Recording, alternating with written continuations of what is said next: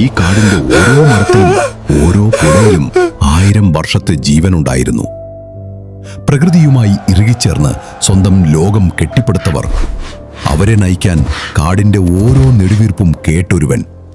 അവന്റെ കണ്ണുകളിൽ ആദിമമായ ഒരു കരുത്തും ജനതയോടുള്ള പ്രതിബദ്ധതയും ജ്വലിച്ചു നിന്നു.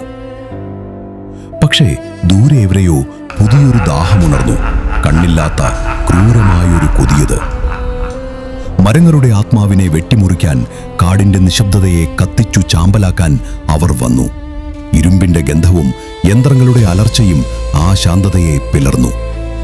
ഒരു ജനതയുടെ നിലനിൽപ്പ്, കാടിന്റെ ഓരോ ഹൃദയമിടിപ്പും ഇപ്പോൾ അപകടത്തിൽ. അവർ വന്നത് സർവനാശവുമായാണ്. ദയയുടെ ഒരു തരി പോലുമില്ലാതെ മണ്ണിനെ അവർ ചവിട്ടിയരച്ചു. കീഴടങ്ങുകയോ മരിക്കുകയോ അതായിരുന്നു അവരുടെ വിധി.